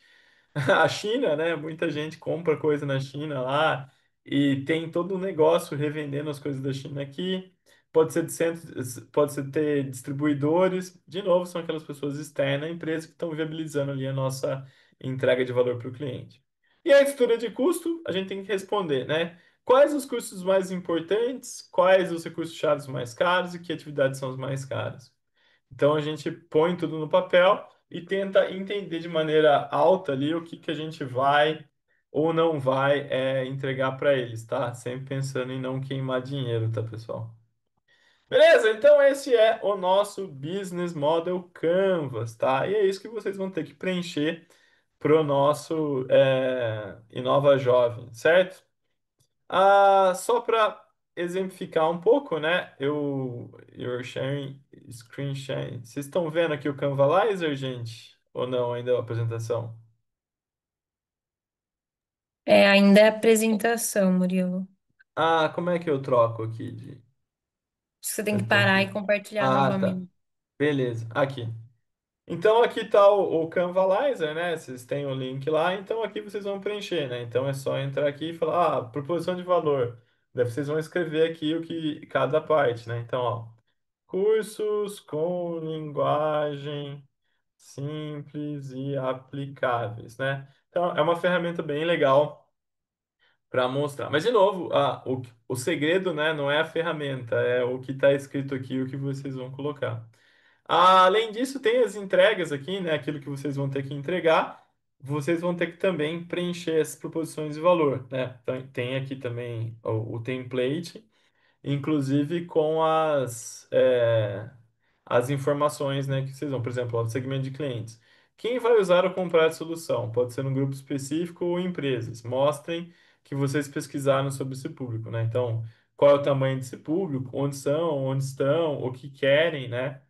E, de novo, né, cuidado com as generalidades, né? Você tem que ser, quanto mais específico é o seu público, melhor você atende a necessidade deles, beleza? Então tá aqui o que a gente tem que preencher. Isso, de novo, é a ferramenta, né? O nosso ponto de partida aí pro Canvas, beleza?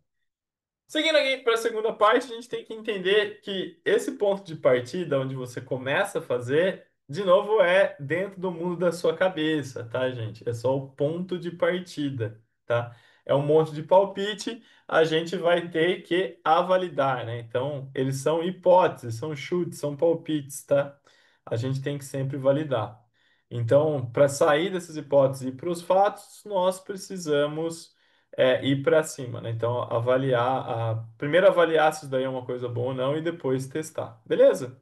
Antes de a gente falar de teste, tem uma coisa muito legal que a gente pode fazer, né? Eu deixei até no material, depois a Carol vai passar esses slides para vocês, que é uma análise SWOT, né? Uma vez que você preencheu o seu Business Model Canvas, mesmo com os palpites, você pode avaliar se ele é bom, né? A gente até brinca, né? Qual que é a força do seu modelo, né? Se o modelo tá que nem o Schwarzenegger aí, ou ele tá meio fraco. Eu coloquei algumas perguntas que vão ajudar vocês a medirem isso, né? Análise SWOT, para quem não conhece, é uma ferramenta de avaliação estratégica que vê quais são as forças, as fraquezas, as oportunidades e as ameaças ali para a gente está usando aqui para cada bloco, mas pode ser aplicado para qualquer coisa, né? SWOT vem do inglês, né? Strength, Weakness, Opportunities e Threats, que é força, fraqueza, oportunidade e ameaça. E são perguntas que você pode fazer, né? Então, por exemplo, a proposição de valor, como é que você sabe que ela é forte? Quando ela está alinhada com o que o nosso cliente quer, quando ela afeta a nossa rede de contatos, então a gente consegue chegar nesses clientes, quando há sinergia entre produtos e serviços e quando o nosso cliente está satisfeito, né? Algumas perguntas eu tirei isso aqui do livro do Osterwalder, né? Que é o Business Model Generation. É um livro muito legal, inclusive, para quem quiser saber mais. É, Isso daqui eu tirei de lá, então também serve para coisa que já está rodando. Então, para cada segmento você pode ver. Por exemplo, a fluxo de receita. A nossa margem está boa ou a nossa margem está apertada, né? Isso depende, de novo, a receita depende do cliente. Que É o que eu falei do machado. Ah, eu estou fornecendo machado, então a nossa margem está boa, porque tem pouca gente fazendo. Ah, eu estou oferecendo um produto que é mais competitivo, né? Vendendo hambúrguer no carrinho de hambúrguer. Então a margem provavelmente vai ser apertada, porque pelo menos aqui onde eu moro tem muita hamburgueria de carrinho. A gente consegue prever, a gente tem compras recorrentes, são diversificadas, e então uma série de perguntas aí de novo, vocês vão ter acesso a esse material, não preciso ficar falando. Então dá para a gente fazer tudo isso daí, né? Então, ó, o recurso-chave que eu comentei, né? A concorrência pode imitar o nosso recurso, né? Se ela pode imitar, a gente tem uma fraqueza aí. Se não pode imitar, a gente tem uma força, tá? Então fica de referência aí para vocês avaliarem os seus modelos de negócio. Na verdade, que a gente tem força e fraqueza, a gente tem ameaças, né? Que a gente pode pensar para ver se tá legal e ajudar vocês a darem um tchan a mais aí no seu modelo de negócio, né? Então, por exemplo, ameaça. Existem produtos que substituem a nossa proposta de valor, né? Aqui na proposta de valor. Os concorrentes podem oferecer um valor ou preço melhor, né? Mercado, né? O mercado pode saturar, ou seja, esse cliente já tem a necessidade dele muito atendida. A concorrência afeta o nosso market share, né? O quanto a gente vende para esses caras. Os clientes desistem, né? Então, aqui são ameaças. E oportunidades também, né? A maneira de você pensar alternativa. Então, a gente pode transformar um produto em um serviço, isso é legal, né? Podemos integrar melhor produtos e serviços, né? Que nem a Nespresso. A Nespresso, ela entrega muito bem, ela integra a venda da cafeteira com a venda da cápsula, integra a venda da cafeteira com uma assinatura que te entrega a cápsula sempre. Então, tá ajudando, né? Enfim, de novo, ficam aí para vocês fazerem perguntas com isso. Beleza? Então, como é que a gente sai da nossa bola de cristal que existe na nossa cabeça e vamos para os testes? Indo para os testes, tá, gente? Então, o que a gente fala ali, né? A gente tem que sempre testar, realizar o nosso experimento lá com o modelo de negócio, tá? Então, testar e pivotar caso seja necessário. E como é que a gente faz? Bom, a gente começa com a nossa camada de modelo de negócio, tá? Sempre começa aqui, que é coisa da nossa cabeça mesmo, a gente acha que a ideia é boa e começa com a gente, tá? Então, coloca tudo no papel para você estruturar o que você está pensando, né? Fica muito mais fácil de testar quando está no papel, quando está consolidado, quando está estruturado. Depois a gente levanta as hipóteses que a gente quer, né? O que que a gente vai testar ou o que que a gente precisa. Geralmente a gente fala, ó, como é que eu valido essa proposta de valor? E depois a gente vai lá e realmente realiza os testes. De novo, os testes você tem várias maneiras de fazê-los, tá? Então você pode ter desde um teste que são entrevistas com clientes, que é inclusive o que a Inova está recomendando para fazer. Então pegar ali. cinco potenciais clientes, conversar com eles, avaliar se a sua proposta é legal, avaliar o quanto que eles estão dispostos a pagar, avaliar por qual canal de relacionamento ele gostaria de receber aquilo. É uma maneira. Até mesmo testes para valer. Então, ó, vamos fazer 100 cremes de pitanga e vamos ver se as pessoas compram. Vamos vender, dar para algumas pessoas testar, eles avaliarem o produto, né? Então, são todas maneiras de testar, né? Mas o importante de todo teste é que não é sair fazendo. Você tem que elaborar hipóteses que vocês querem responder, né? Então, a gente tem que formular perguntas sobre o que assumimos na parte de formulação para saber se as nossas predições são atreladas à realidade. Então, quanto mais estruturado, de novo, a sua camada aqui de modelo de negócio de hipóteses tiver, melhor vai ser o teste. E o processo de teste, ele passa aqui, né, por essas duas coisas. Usando o Customer Discovery, né, então, a descoberta do cliente, tendo contato com o cliente, né, que às vezes você... isso daqui é muito divertido. Nunca o cliente é o que a gente imagina, tá, gente? É sempre diferente, sempre aí com as peculiaridades, etc. E usando o método científico, né, sempre fazendo hipóteses e sempre fazendo experimentos para avaliar, né? Então, de novo, né, o processo. Então, tem que pensar qual que é a sua hipótese, qual é o experimento que você vai fazer, né? Então, aqui a gente está fazendo a entrevista. É importante vocês, nas entrevistas, pensarem quais perguntas vocês vão fazer. Então, o que que eu quero validar? Eu quero validar se ele pagaria R$ 100 a mais porque o meu café ele é azul. Estou validando a proposta lá do café azul. Então eu vou falar: você pagaria mais por um café azul? Você pagaria mais por um café colorido? O que você gosta no seu café? Você avalia a cor do seu café? Então estou elaborando perguntas que vão ver se a minha proposta é real ou não, né? Daí a gente aprende, né? Então, cara, a cor do café tem que ser marrom. Eu só gosto do mais claro e do mais escuro, mas, cara. Azul? Que porcaria, né? Opa, aprendi, ele não quer o azul. Ele não pagaria nem o que ele tá pagando hoje no café azul, que ele acha nojento, ele vai pagar mais? Não. E daí eu itero, né? Então a gente vai, com base nesse aprendizado, fazer alguma coisa, né? Sempre de novo, o método científico, que é observar o fenômeno, formular a hipótese, testar através de experimento, reformular a hipótese até você tocar para frente, né? E aplicador negócio seria observar o seu cliente, formular a hipótese, testar por meio de entrevista, reformular a hipótese, o palpite, até você ter um modelo de negócio, né? O MVP, né? O mínimo produto viável, minimum viable product aqui, baseado na sua rodada aqui do método científico, certo? E aqui sobre a elaboração de hipóteses, né? Aqui alguns exemplos, né? Então tem a proposta de valor. Será que o cliente quer isso mesmo? Será que esse cliente que eu listei ele está interessado? Então você vai ter que falar com ele. Quanto que ele paga atualmente, né? Quanto que a gente paga também pelo recurso? Então são coisas que a gente vai sempre ter que avaliar aí, beleza? Se a hipótese furou, não tem problema, hipóteses furam, tá? Então, explore alternativas. Que outro tipo de canal que eu tenho? O e-commerce não funciona, a loja ele não vai funcionar, vamos tentar o e-commerce. O e-commerce é muito caro, não dá para mim, vamos tentar o Mercado Livre. A mesma coisa para os clientes, né? Então, mudar sempre o segmento também ajuda, né?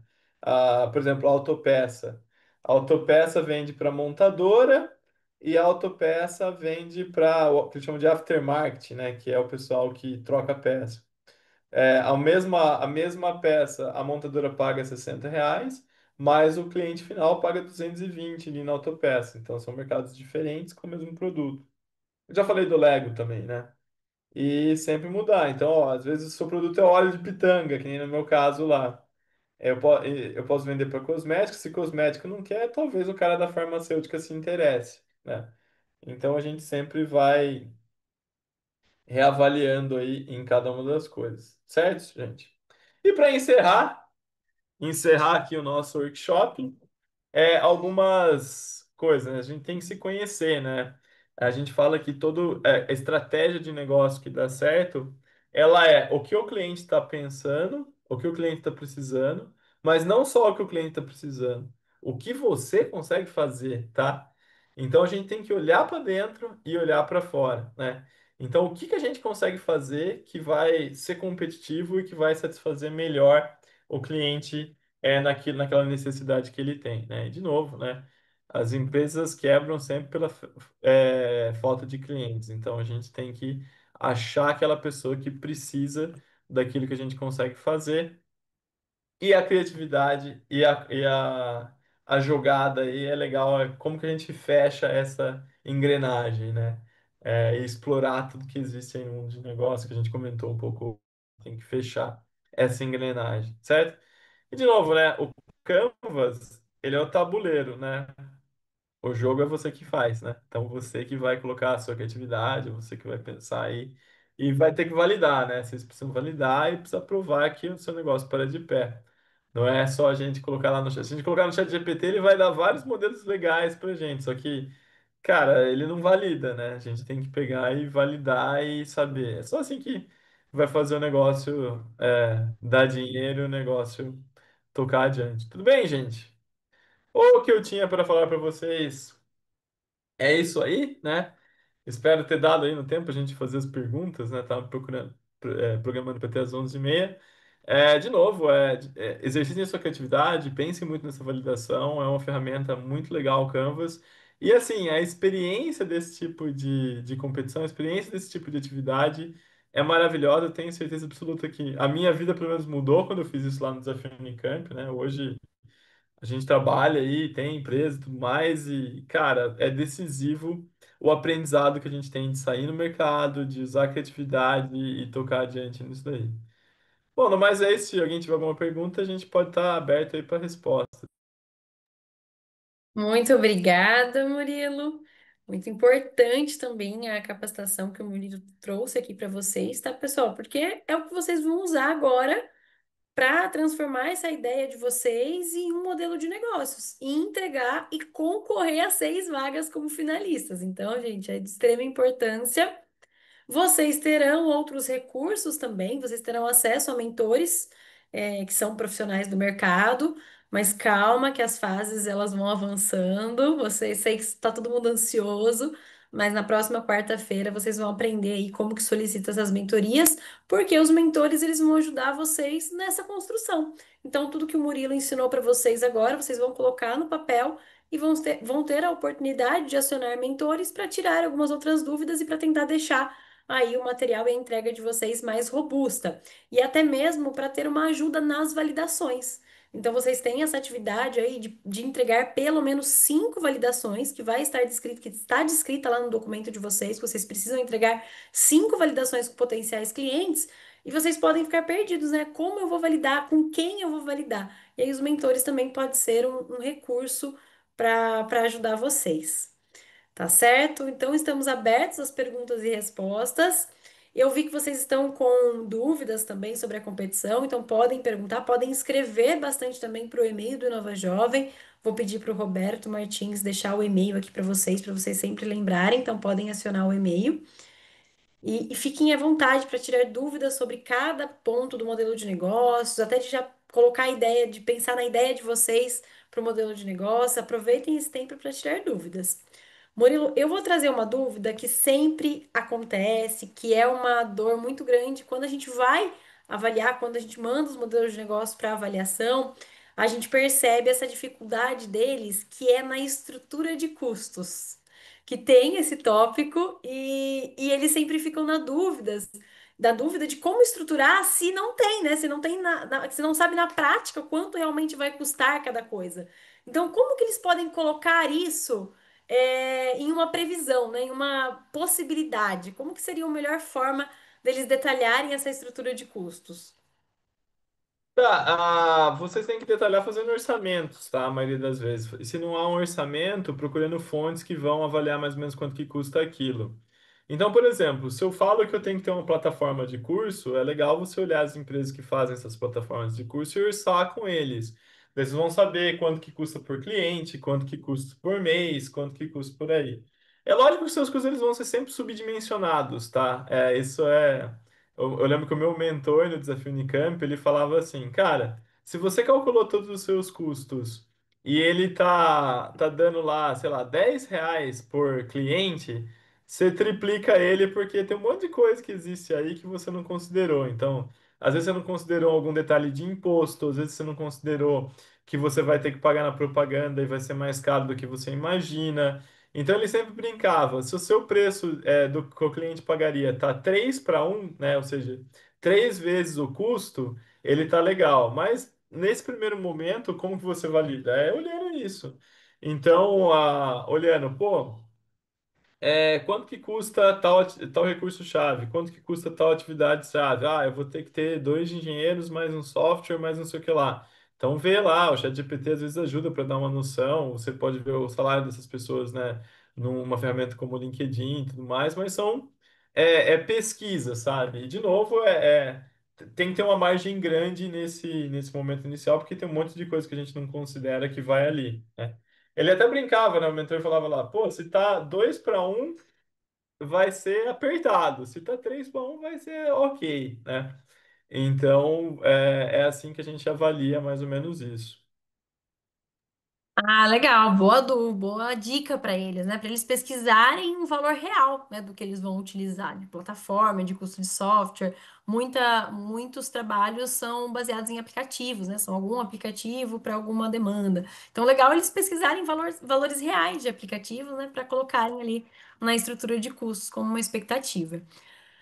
A Maria Rita, ela está perguntando se as mentorias vão ser para dúvidas específicas. Maria, as mentorias, a ideia é que vocês já estruturem o modelo de negócio baseado nessa capacitação de hoje. O interessante é que vocês já comecem a trabalhar e montar para levarem para os mentores, sim, dúvidas específicas sobre a modelagem de negócios. Mas aproveitem este ambiente agora, que a gente tem 30 minutinhos para dúvidas para vocês tirarem já algumas dúvidas se ficou algo assim que vocês não entenderam com clareza, que vocês ainda estão com um pouco de dificuldade. Então já aproveitem este ambiente mesmo, tá? E a Maria Rita ela já tocou num ponto de rentabilidade. Por isso que eu trouxe essa dúvida dela, porque eu acho que é uma coisa importante para a gente trabalhar aqui também, tá, pessoal? Às vezes, muitas vezes, muitos trabalhos quando a gente fala de negócios de impacto socioambiental, que vocês aprenderam no workshop passado, muitos trabalhos eles acabam explorando essa parte do impacto socioambiental, mas eles esquecem do lucro. Eles esquecem do faturamento, Murilo. É muito comum a gente receber trabalhos para validar que eles colocam que o lucro vai ser zero. Então não é um negócio, tá? Então sempre pensem nesse lucro, tá, pessoal? Sempre pensem na forma como vocês vão ser empreendedores. O Murilo vai ver o pessoal falando que não vai ter lucro nenhum, ele vai falar, ué, como que o empreendedor vai viver então, gente? Como que a empresa vai se manter, né, Murilo? Então, acho que é algo para frisar, porque a gente já viu muitos trabalhos sendo desclassificados, trabalhos bons, porque eles não pensaram nessa rentabilidade, na forma como vai entrar o dinheiro, como o dinheiro vai pagar os custos e toda a estrutura de negócio e também vai sustentar as pessoas envolvidas nesse negócio, né? E vai gerar um caixa para a empresa também. É importante pensar nessa demanda. Sim, até empresas que não têm tanto, tipo, lucro operacional, assim, na venda do negócio, pode pensar em, cara, como que você vai, por exemplo, a gente estava há um tempo atrás conversando com o pessoal da ONG lá, que ela gerando Falcões, né? Inclusive a gente fez alguns projetos com eles, pela FM2S. E boa parte do dinheiro deles vem de doação. Então, eles têm também uma fonte de renda que é a venda de publicidade, de conseguir doações através das grandes empresas. Isso daí também pode ser colocado no papel, sabe? A gente tem que olhar para esse tipo de coisa. Mas sim, o ideal é que você tenha lucro ali com a sua solução. E dá para fazer lucro, muito lucro, gente, com solução ambiental, com coisas assim, socioambientais. Tem muita maneira da gente fazer um negócio mais sustentável e também que seja lucrativo. Perfeito. O Eduardo já está pensando aqui em custo, hein? Levantou a pergunta do custo, o Eduardo está perguntando. Em um negócio que não há um custo por cliente, mas sim um custo fixo para manter uma plataforma, como seria uma boa estratégia para encontrar um preço adequado? Tá, legal. De novo, o preço ele não é definido pelos custos, tá? O preço é definido pelo valor que você está entregando para o cliente. Quando você tem uma estrutura de custos, geralmente onde você tem custos fixos e mais custos variáveis, a gente pega os seus custos fixos, determina seus custos fixos, dilui esses custos fixos por uma previsão de cliente e determina o ponto de equilíbrio do negócio. Por exemplo, a FM2S é um esquema assim. Então, eu tenho custos que são por alunos que eu tenho na plataforma e eu tenho custos que são fixos da empresa. Eu tenho que ter uma equipe de desenvolvimento. Eu vou ter que pagar a equipe de desenvolvimento se eu tenho 10, se eu tenho 100, se eu tenho 1.000 alunos, tá? Então, isso daí entra no meu custo de desenvolvimento. Agora, os variáveis. O custo de aquisição do cliente. Então, se eu pagar mais, vou ter mais clientes. Se eu pagar menos, eu vou ter menos clientes. Então, a minha verba de publicidade, ela depende do cliente. Aí a gente vê lá, pô, cada cliente eu tenho R$ 100 para aquisitar ele, né? Para comprar ele. Então, eu gasto R$ 100 para conseguir um novo cliente. Isso é um custo variável. A gente chama de CAC, né? Custo de aquisição do cliente. E daí eu tenho mais R$ 20.000, que é a minha equipe de desenvolvimento lá, que é um custo fixo. Como é que eu vou dissolver esses R$ 20.000 para agregar naquilo ali? Então a gente faz camadas, né? Patamares. Então, ó, se eu tenho 100 clientes, o custo vai ser tanto. Se eu tenho 1.000 clientes, o custo vai ser tanto. Se eu tenho 10.000 clientes, o custo vai ser tanto. Então a gente trabalha com esses cenários. E a gente monta esses cenários e vê em qual tamanho de cliente que a gente vai ter que o negócio vai ser viável. Porque, de novo, a receita não depende do seu custo, a receita depende do seu mercado. Ó, exemplo, eu estou vendendo, se a gente for vender um curso de pós-graduação, o mercado do curso de pós-graduação não vai pagar mais do que R$ 100 por mês no mercado que a gente está vendo. Então é R$ 100 por mês. Se o meu custo fixo mais o custo de aquisição está dando de mais de R$ 100, o meu negócio não para em pé pequeno, ele vai parar em pé maior. Então tem que ter 10.000. Daí com 10.000 ele paga em pé, ele para em pé. Daí vem outro problema para o empreendedor, né? Como é que a gente vai sair do zero e chegar no 10.000, que é quando o negócio vai dar dinheiro? Deve você ver, eu preciso de dinheiro para manter esse negócio. Você pode pegar um investimento, você pode funcionar deficitariamente durante um tempo e depois começar a dar dinheiro lá na frente, que é o que a maioria das empresas faz, né? Grandes empresas que a gente tem hoje começaram dando prejuízo. A iFood é um exemplo, o Uber é um exemplo. Então eles foram lá, pegaram o dinheiro com o investidor e mantiveram ali até chegar naquele custo, naquela estrutura de custo que ele tinha. Mas o que geralmente a gente faz é criar esses cenários. A gente pega lá os custos fixos, os custos variáveis, compõe para diferentes cenários e daí você vai saber qual que é. Mas, de novo, a receita vem do mercado. Se o seu, que nem o Uber, ele concorria com o táxi. O táxi cobra R$ 50 por viagem. Eu tenho que fazer por 25 para eles virem comigo. Então, cara, você só tem 25 de receita. Mas o meu custo é maior. Problema seu. Vai ter que dar os seus pulos para você sobreviver até o momento que ele não seja mais. Exatamente, o custo, o mercado delimita um pouco o custo do seu produto, porque não adianta você falar, ai, meu produto vai valer R$ 1.000 se o mercado vende já 200 e é o que o seu cliente paga. O negócio não se mantém. Tem outras duas perguntas aqui. O Luiz, ele está perguntando sobre os testes, acho que é sobre as validações, talvez. Quais os meios mais práticos e eficientes de extrair os melhores feedbacks? Tem outro meio, além da entrevista e do MVP? Luiz, só antes de eu passar para o Murilo essa resposta, vocês não precisam chegar no MVP, tá bom, pessoal? Vocês vão, basicamente, vocês têm uma ideia e vão trabalhar com essa ideia em um modelo de negócio. Vocês não precisam produzir o produto, tá? Vocês não precisam criar o aplicativo, ter sei lá, vocês criam, pensam em um alimento, fazer o alimento, não precisa ter o produto, vocês não precisam validar o MVP. Vocês precisam validar a ideia de vocês mesmo. Se, eu tô pensando em comercializar um curso de pós-graduação XYZ. E aí vocês têm que perguntar para os potenciais clientes que vocês vão pensar como potenciais clientes se faz sentido, se eles comprariam esse tipo de serviço de vocês. E aí eu acho que o Murilo pode responder o restante aí de quais seriam as melhores formas de validar. Não, legal. Existem várias formas de validar, tá, gente? Mas a questão, o ponto-chave da validação é a proximidade que você tem do seu cliente. Obviamente que uma entrevista, uma conversa, quando você senta com aquela pessoa, você pode fazer isso. Senta, discute, ainda mais com alguma pessoa que gosta de você, sabe? Você está discutindo com um potencial cliente que também é seu amigo. ele vai te passar vários insights interessantes. Então, isso daí não pode ser menosprezado. Às vezes, a dificuldade maior da validação é quando a gente não consegue ter essa proximidade. Daí a gente tem que emular sobre o cliente, né? E quando que a gente não consegue? Ou porque o nosso público-alvo é muito grande, muito variado, né? A gente está trabalhando numa coisa mais de massa, e daí eu vou ter que jogar com a estatística. Uma coisa que a gente faz na FM2S, por exemplo, para validar, né? Quando a gente está desenvolvendo o curso, eu coloco um formulário de avaliação no final do curso, que a gente chama de avaliação de reação, né? Uma coisa muito utilizada em treinamento.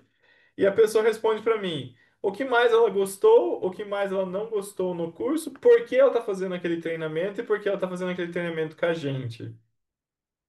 É uma avaliação. Depois a gente pega e tem lá 30 mil respostas. Da gente pega esse negócio, vai tipificando. Olha, é que nem eu fiz isso para o nosso curso de gestão de projetos, que a gente refez recentemente.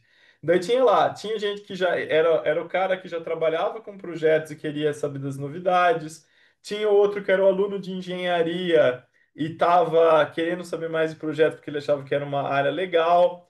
Então você vai, a partir das respostas das pessoas, tipificando e escolhendo. É uma coisa mais estatística, é uma coisa mais distante. Mas a entrevista é legal. Além da entrevista, existem outros métodos também. Eu comentei do grupo focal, é um deles. Você junta um grupo de consumidores, olha ele consumindo o produto e vai tendo os insights ali. Mas é nesse sentido. O importante do teste é você ter essa proximidade, você conhecer melhor o seu cliente, você entender melhor, né? A entrevista também, ela tem algumas limitações intrínsecas dela, né? Porque quando você faz a entrevista, você às vezes não está vendo aquele cara que compra o seu produto, você não consegue ver uma coisa muito fora. Mas, de novo, o tipo de validação que você usa depende do tamanho que você tá, do cliente que você tem, do acesso que você tem, da... Então, eu acho que o meio, ele depende mais do momento que você tá e da coisa que você está avaliando do que da técnica em si, sabe? Cada técnica é mais adequada para cada coisa. Caixa de ferramenta, né? Não adianta eu querer bater um prego com um serrote ou serrar uma coisa com um martelo, né? Cada coisa tem a sua hora de ser utilizada. A entrevista é muito legal para esses estágios muito iniciais, tá, gente? Eu acho que, cara, aprende horrores, assim, só de você ter que ir numa empresa, buscar o cliente. Eu lembro que quando a gente foi no Desafio Unicamp, a gente tava com óleo de pitanga lá. E foi uma das reuniões que mais me marcaram, porque a gente não sabia nada do óleo de pitanga, a gente tava super cru, né, na tecnologia. E daí começou a entrar gente na sala, assim, isso não é da natureza. Esse daqui é o nosso gerente de desenvolvimento, esse daqui é o nosso gerente de vendas, esse daqui é o nosso diretor de fabricação. Tinha umas 10 pessoas, ansioso ali para conhecer melhor e a gente, sem saber nada. Pô, passou vergonha, mas foi aprendizado, né? Também tá preparado para essas entrevistas é muito importante. Pessoal, e esse contato que vocês vão ter, as possibilidades de contatar um mentor, de depois pedir contatos até para validar, é um networking para vocês, né? Vocês que estão aí começando na vida profissional de vocês, é uma oportunidade bem bacana. Então, também vou defender as entrevistas. Acho que para vocês, assim, no momento atual, é muito legal esse contato que vocês vão ter por meio da entrevista. Já fica aí um networking feito para a carreira de vocês, tá bom? Vamos lá. Temos uma pergunta aqui, Murilo, que é: qual a principal diferença entre o plano de negócio tradicional e o modelo Canva? E como definir o público-alvo de forma mais eficiente? Tá, eles são ferramentas diferentes, tá? O plano de negócios, ele... Para que serve o plano de negócio? Para você que serve o Canvas. O plano de negócio, ele foi criado num contexto de busca por investimento.